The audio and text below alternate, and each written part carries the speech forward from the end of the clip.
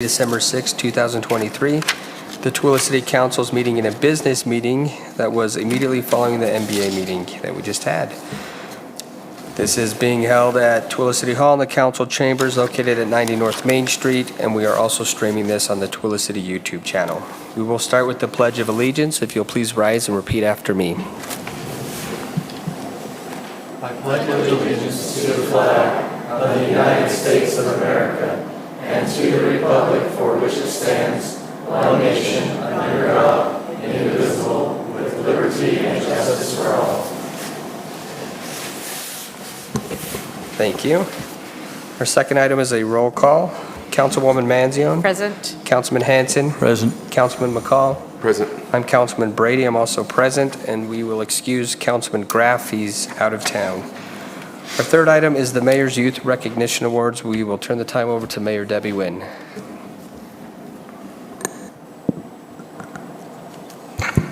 Thank you, Chairman. So no offense here, but this is the best part of all city council meetings is this presentation. So I'm going to turn and talk to the audience because that's what it's about tonight. This part of our city council member is where we take an opportunity to recognize individuals in our community who are making a difference in the lives of others. They're people that we can look up to, and we want to be like them because of the great things that they do in our community. So before I give out these awards tonight, I would like to bring up our Tooele City Police Chief, Adrian Day. He's going to help hand out these special gift bags that we have back here. And everything in these little bags were donated by our local businesses here in the city. So we hope that you will support them.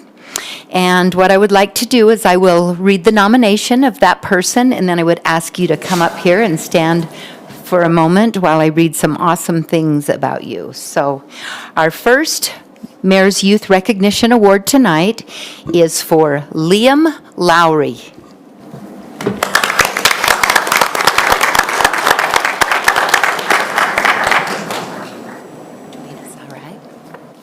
Okay, I'm going to tell you all about Liam. Liam was nominated by his teacher and Principal Wolf with Sterling Elementary. Liam is always focused and driven to be the best human possible. He is a team leader in classroom opportunities. He is actively involved in classroom discussions and is thoughtful and thorough in his classwork. He leads by example, and he is quick to offer help to classmates in need. He has a gentle personality and a calm demeanor. He offers to work with struggling math students and is part of the Sterling Early Morning Math Competition Group. He shows the manners of a true Southern gentleman, and he is kind to all. Congratulations, Liam.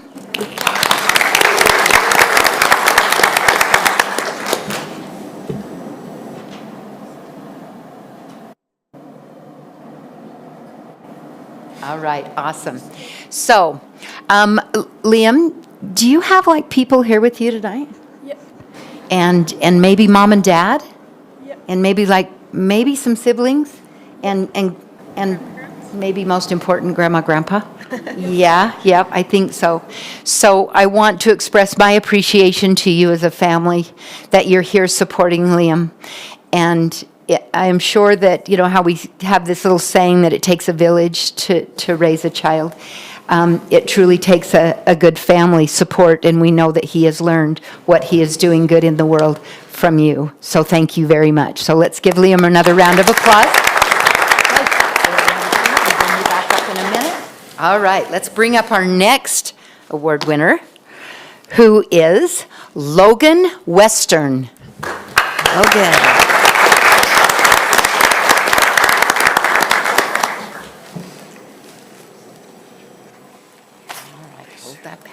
Okay, I'm going to tell you about Logan. You are also Sterling Elementary. Awesome. Logan Western was nominated by his teacher and Principal Wolf with Sterling Elementary. Logan is a perfect example of paying attention, doing as instructed, and being helpful in any way he can be. He has helped other students with their math assignment when they didn't understand it. He never complains about helping, but simply goes and helps where needed. He is so helpful and kind. Logan's teacher appreciates him and thinks that he is amazing. And Logan, we also think that you're amazing, and we appreciate what you do. And I think you might have some people here supporting you. Oh, look at that. Is that your sister? Yeah. She's so awesome. Sisters are here. Siblings are here. Mom and dad, grandmas and grandpas. How awesome is that? And for those of you who may not have been able to bring all your family tonight, you heard the chairman say we're live streaming this on YouTube. So everybody go to YouTube, Tooele City Channel, and find it. So let's give him another round of applause.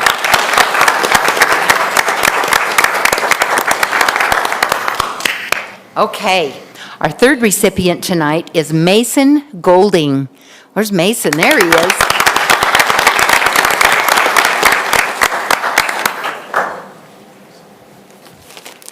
Okay, Mason. Mason Golding was nominated by Amber Warren, who I think is sitting right there at the back. Look at that. And Carolina Godoy with Middle Canyon Elementary School. Middle Canyon, awesome. Mason's teachers tell us that he is a perfect student. We've heard that perfect now 3 times, which means there's got to be something to that. Yeah. Perfect student, and an exceptional classmate. He always comes to school with a positive attitude. Mason takes pride in everything that he does. He is the first to volunteer to help his teachers and his classmates. He is a great example to his peers. Mason is not afraid to stick up for what is right. He is aware of those students that may need extra help and is the first to volunteer to take on the task of helping out a fellow classmate. He makes sure that everyone is included and that no one is left out. Mason is truly an amazing kid in our community. We think you are amazing in our community, and thank you so much.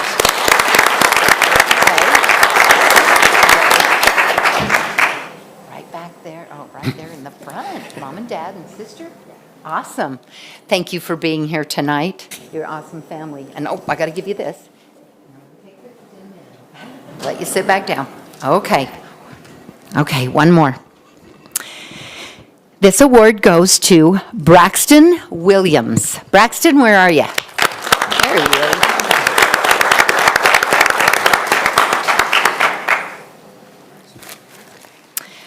Braxton, okay, let me tell you about Braxton. Braxton Williams was nominated by his neighbor, Paul Simmons. Braxton helped Paul to clean and cut down all of the weeds and the sunflowers that were growing in the sidewalk on the north side of 1000 North in Tooele. Braxton and Paul worked very hard until the area looked clean and was completely weed-free. It took 2 truckloads to haul off all of the weeds. That's a lot in the sidewalk. Braxton is 15 and he attends Tooele High School. He runs cross country and he is a great kid. He wants to help keep Tooele City beautiful, especially in that area, with more people using the England Acres Park. You know, we finished the trail today. It got paved today all the way to Smelter. Yay, the trail is done. And I think that you probably know, when I first took office as mayor, we created a program called Take Pride Tooele. And it was because we wanted people in our community to take pride of where they live and to just clean up their own space. But we have people like Braxton who goes above and beyond to take care of property that's public property, to make sure it's cleaned up and that he takes pride. And so I am so very grateful that you've helped to get that message and to share that message and been a very good example of doing that. So we appreciate it. So you've got your family back there. I can tell who the family is just from the smiles on your faces when your sibling or your son, daughter comes up here, it's such a good sight to see. I would also like tonight to recognize Paul Simmons, who nominated your neighbor. Is he an awesome guy or what? Yeah, he is. Paul was going to be here tonight, and we were going to honor him also for his leadership and for taking the time to always be looking for those opportunities to clean up and take pride in where he lives. But Paul was not able to be here tonight, and so I'm going to make sure I make it to his home to take his award to him. So I will give you that. Let's give Braxton another round of applause.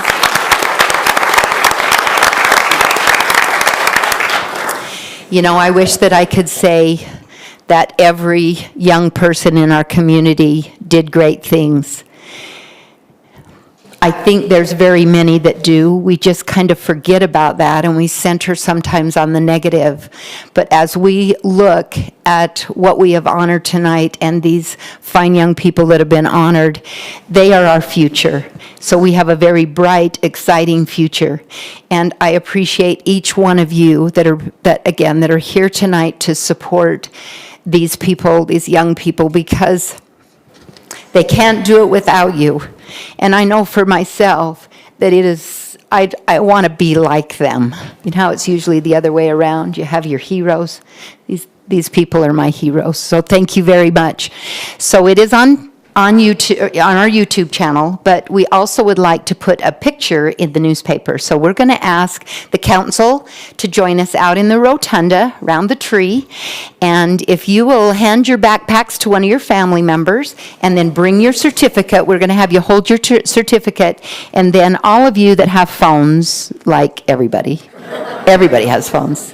That's your camera. So bring those out, and we'll stay as long as we need to take pictures. And we're going to post this on our social media websites, on our sites, on our website, but it will also be in our local newspaper. The Transcript Bulletin will also run the photo. So we'll excuse for just a minute, and we'll meet you out in the rotunda.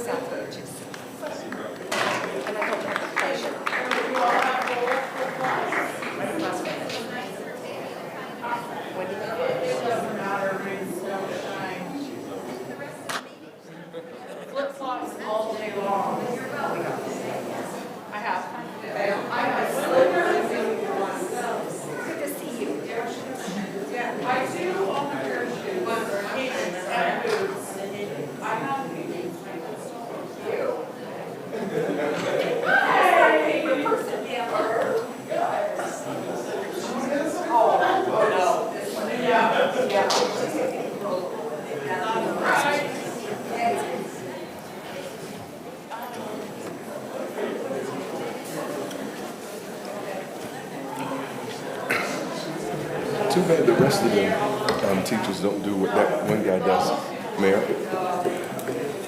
The teacher, the one with the left. Is he a principal now? The way that was written, it said like teacher and principal, but that's not the principal. But he didn't put the teacher name. What about, must have But been Curtis. he's from Sterling, right? Isn't it Sterling? No, he's from Sterling. It was, yeah. Too bad they don't have, there's not more that do that. Yeah.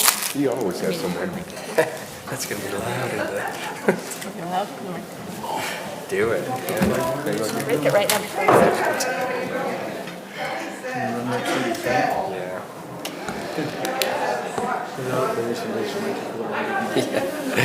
All right, we're going to move on to our next item number, which is item 4, which is the public comment period. We ask that you state your name into the mic, you keep your comments to 3 minutes or less, and then you sign the paper over by Michelle. The time is now the public's.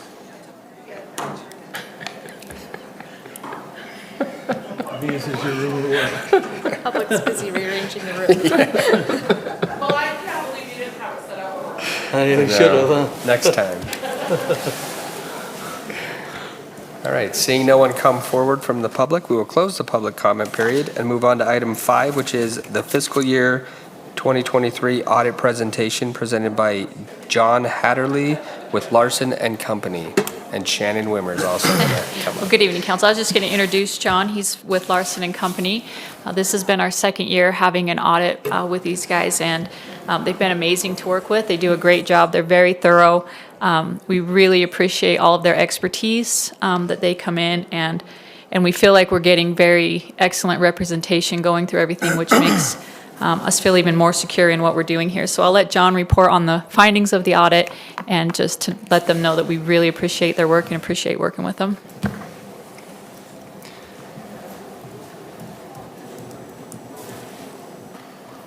Thanks, Shannon. Thanks, Council, for letting me come and crash your party. I know this is the most exciting thing you want to hear all year is the audit report. So I'll be quick. I won't get my geek on and get really accounting on you. I'll stick to our opinions, let you know what we give an opinion on, what's contained in our opinions. And then I'll just go over a few things that we're required to communicate to you as a council at the close of our audit, and then talk about the findings. So the first report that we issue is the actual audit report that always precedes the financial statements. We've audited the financial statements as of June 30th, 2023. Our opinion is an unmodified or an unqualified opinion. That's a clean opinion in our world. And I know if you read the second paragraph of the audit report, it doesn't say that, but the language in there is very accountant-like, but it's an unmodified opinion. Your responsibility for the financial statements, it's really Shannon's department, and you as a council need to make sure that the financial records are being done accurately, that they're materially correct. It doesn't really do you any good during the year when you have information that's not correct. You can't make good decisions, and we expect the same thing when we come in. It really shouldn't be a huge cleanup process to get ready for the audit. It should just be business as usual. So things should just be, flowing normally throughout the year. One of the things that is new since COVID is now you are required to identify or look for anything that would come up that would prohibit you from continuing it as a going concern for at least the next 12 months or shortly thereafter. The reason why I say it came up with COVID was during COVID, luckily within the state of Utah, most of our governments not only stayed the same, but they actually did better. But that's not the case throughout the country. There were a lot of, outside of Utah, a lot of governments that really struggled to the point where they almost became insolvent, just like a lot of private businesses did. So this requirement is also on private businesses as well. People rely on your audited financial statements because they have that audit opinion, then they hold more credence. And so as you send these out to your bondholders, to financing institutions, banks, whoever, is going to request your financial statements, they're going to rely on this data. The problem during COVID was nobody wanted to talk about how COVID was affecting their business. And so as people relied on that information, pretty soon that business became insolvent or that government became insolvent. And therefore, their financial statements and the opinions there, they didn't really matter. They relied on pretty much false information. And so now it's just a matter of practice that you are required to look for or identify any conditions or events that come up. I hope that there's not any in the near future. I'm really tired of hearing about COVID. I'm tired about all the federal money coming from COVID. I know it's good for the city. And then also in the audit report, the outline now, it goes through our responsibilities as the auditors. You can look at those. But one of the things is we also have to look at, in our test work, any conditions or events that we see that would prohibit you from continuing as a going concern. All right, so that's opinion number one. The next report we're required to issue is just a report that states that we've performed your audit in accordance with government auditing standards. So there's audit standards that are generally accepted in the United States of America, and then there's government auditing standards, and we have to follow both because you are a government, and there are differences. There's additional things that we have to do in a government audit that we normally don't do in a private business audit. One of those things is we look at your internal controls, not that we give an opinion on your controls, but we, A, make sure that they exist, and B, that they're functioning the way that they should. Shannon can implement all the controls that she wants, but if nobody's going to follow them, it doesn't do you any good. So we make sure that they exist and that they're being followed. What we're looking for when we're looking at your controls is we're looking for control deficiencies that are material weaknesses, significant deficiencies, or just control deficiencies themselves that are causing misstatements in the financial statements. So in the normal course of business, if Shannon cannot find a mistake in the financial statements that's material, then there's a control deficiency there and it needs to be corrected. And so those are the types of things that we're looking for. We didn't find anything that we would report as part of this report, so that's good. It doesn't mean that they don't exist, but we didn't identify any. The next report we're required to issue is for the Utah State Auditor, and that is on your compliance with certain aspects of Utah State Code. It's very specific. Our opinion is very specific to the areas that we looked at, which is your budgetary compliance, your government fees, the fraud risk assessment, fund balance, and restricted taxes. And we also issued an unmodified or an unqualified opinion there as well. And I always have to put the caveat in that this is very, like I said, very specific to these areas. It's not the entirety of Utah State Code, and it's not a legal opinion. For some reason, people confuse our opinions and think that it has to do with legality. It doesn't. I leave that up to the attorneys. We're in our own world, so good enough there. The next opinion we were required to issue this year, and Shannon hopes this is the final year for a little while, is for your federal single audit. This is a separate audit from the financial statement audit, although we do them together because it's part of the requirements of having a single audit is to have an audit of your financial statements. So it's just easier that we do all the testing together and issue the reports together. This is looking at your specific compliance with how you spent federal money. In particular, this year, the major program was the ARPA money. So how you spent the money. Were you in compliance with the requirements set forth by the Treasury? And our opinion there is also an unmodified or an unqualified opinion, so a clean opinion there as well.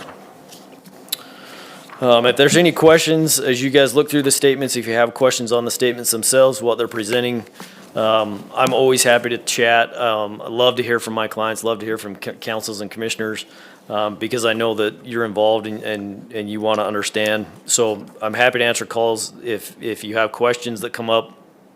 A couple of things that I'm required to just talk to you about as a council, and that is in our communication letter that you'll get a copy of. The first couple of sections really just talk about the defined scope and the timing of our audit, and that's all laid out in the engagement letter. That's why we have you sign an engagement letter so you know what we're going to be looking at, what we're giving opinions on, what your responsibilities for the audit are, things of that nature. Compliance with ethical requirements. So us as CPAs, we have certain independence and ethical requirements that we have to follow. We're one of the most regulated industries. And that responsibility lies on me as the partner to make sure that my team is independent, but also not only my team, but also my entire firm. So our firm has to be independent of Tooele City in order for us to be your auditors. And so we have documentation inside of our audit that documents any threats to independence that we have and how we overcome that and what controls we have in place as a firm in order to protect us and you as far as independence goes. Significant risks identified. So all of our audits are risk-based. So every line item on your in your financial statements gets assigned a risk. The best examples that I can give that help you understand would be if we look at capital assets. Typically, capital assets have a lower risk because it's really hard to pick up this building or it's hard to pick up a road and steal it. And it's very easy to determine their value based on historical costs. So we can look at how much you paid for this building or a road. So therefore, the representation in the financial statements is lower risk because it's easy to determine cost and make sure that you're reporting them accurately.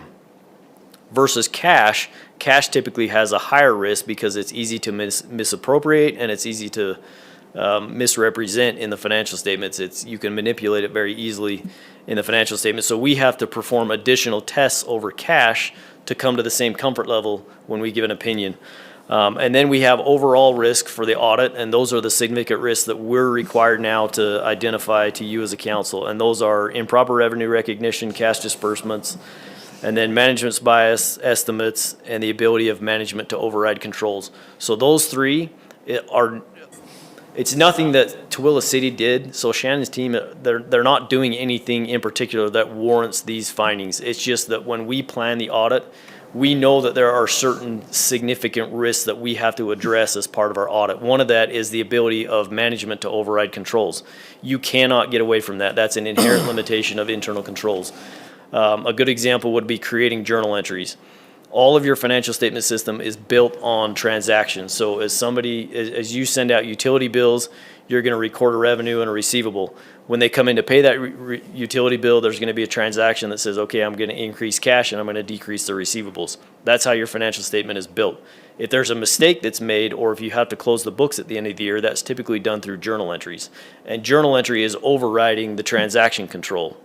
So Shannon has the ability to create a journal entry to either correct mistakes or close the books at the end of the year. However, with journal entries, you can also manipulate the system. So for us, that's a significant risk because you can cause misrepresentations or material misstatements inside the financial statements if you're doing things incorrectly and overriding controls. So we look at every journal entry that's created throughout the year and make sure that they're all reasonable. We know what they're doing, they're approved. Things of that nature. So what these significant risks mean to me is I have to do additional testing as part of our audit to address these risks to make sure that they're not misstatements in the financial statements being caused by these risks. So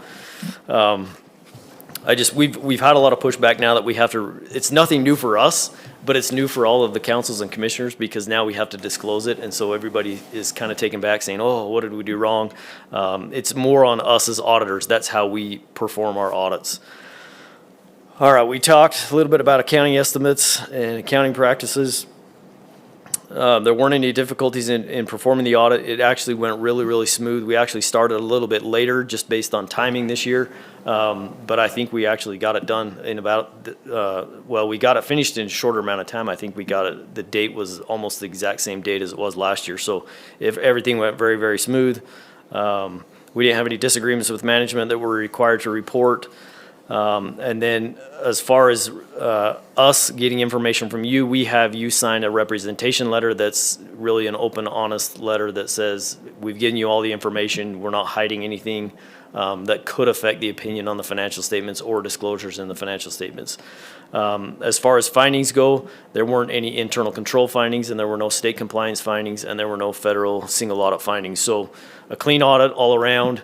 Not that everything's perfect, so I don't want Shannon to get too big of a head, but she's doing a very good job. There's always room for improvement, and we do talk about things as the audit proceeds and we're doing the test work. There's things that come up that we usually typically have discussions on. A lot of it's new accounting principles and okay, how are we going to handle this? Are we doing it right? Do we even need to worry about this?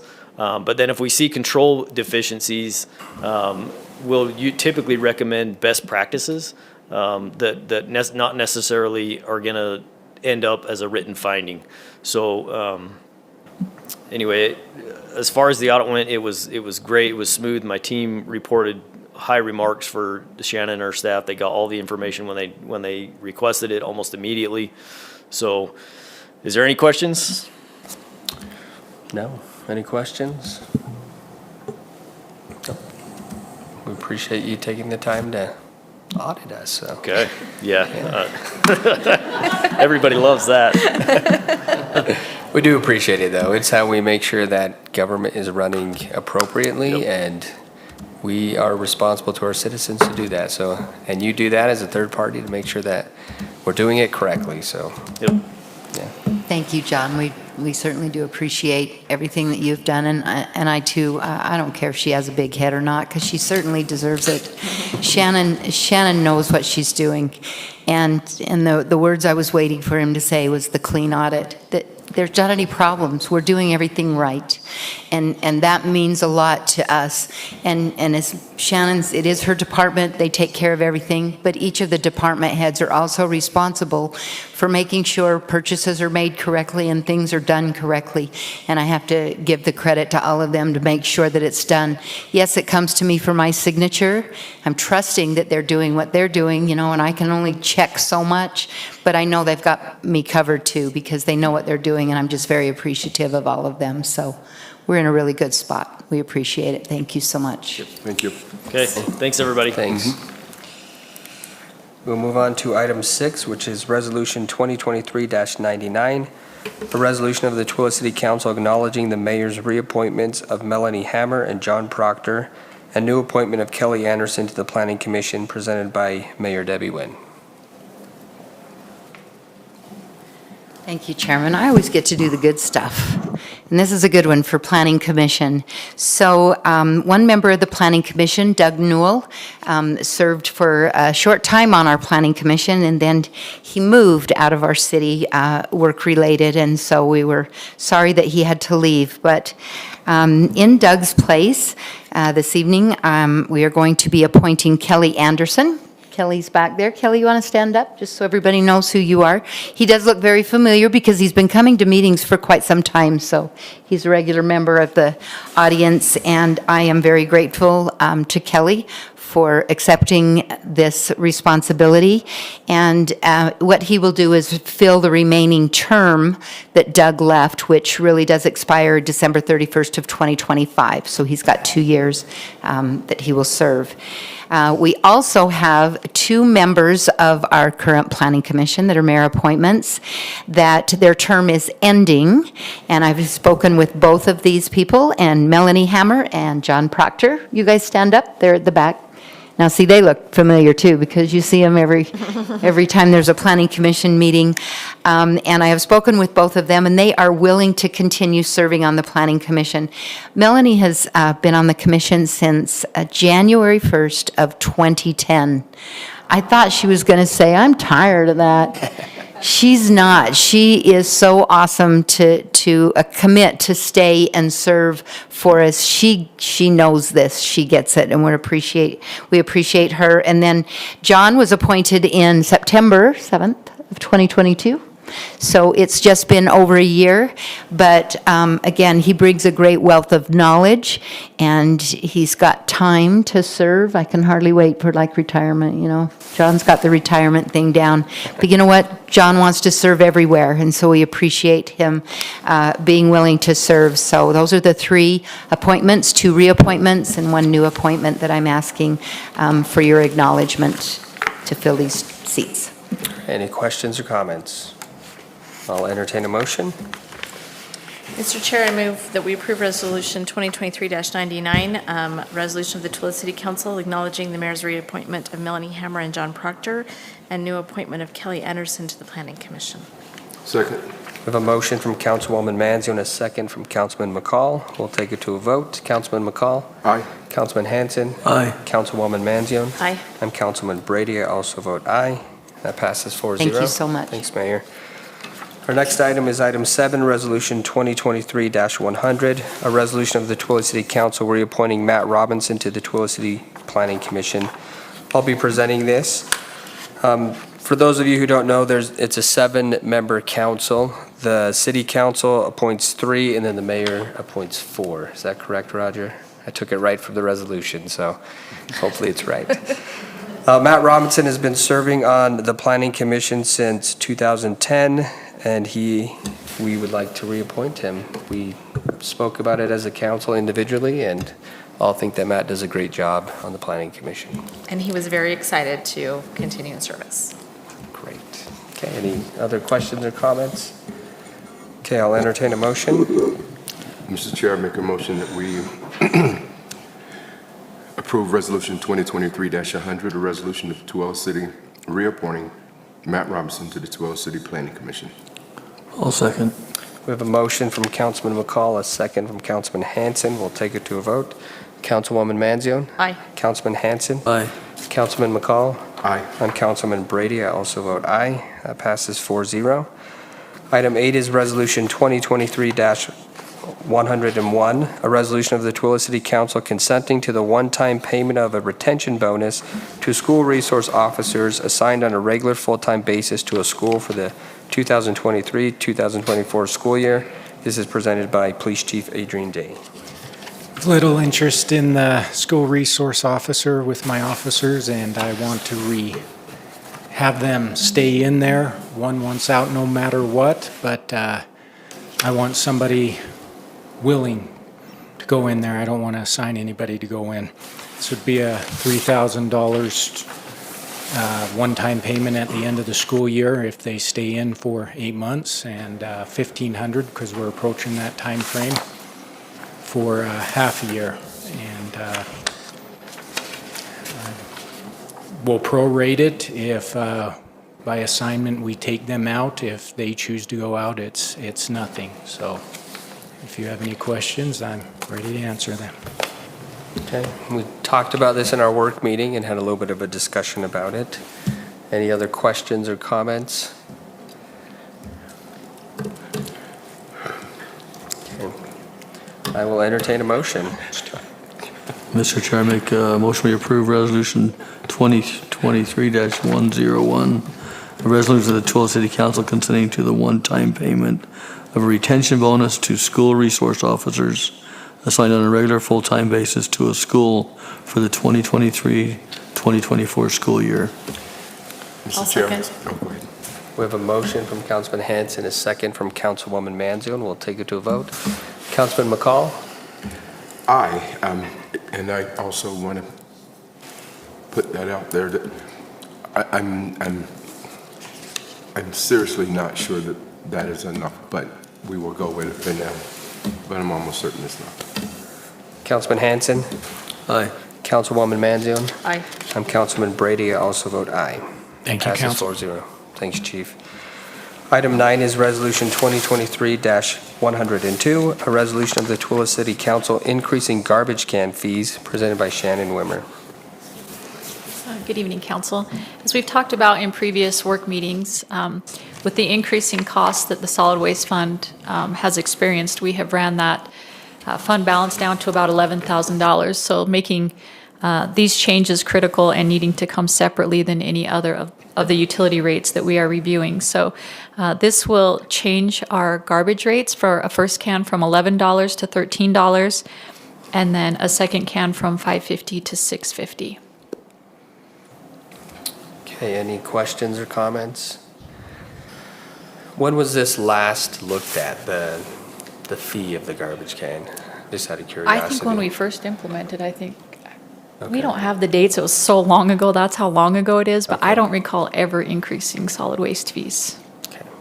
I think this is like our original amounts, but I keep looking at Roger, maybe he'll know, but honestly, it's just been a long time. If I knew, I would have put it in the resolution. Okay, It's a, so a long time. back before records, no, I'm just kidding. But we're not going to go that long again. Yeah, that without was doing the where I was study. getting at with this is, let's make sure that we're always a step ahead of it and not ever falling behind in these Agreed. funds. So I Absolutely. appreciate you doing this and I support it. Any other questions or comments? Okay, I'll entertain a motion. Mr. Chair, I make motion we approve Resolution 2023-102, a resolution of the Tooele City Council increasing garbage can fees. I'll second.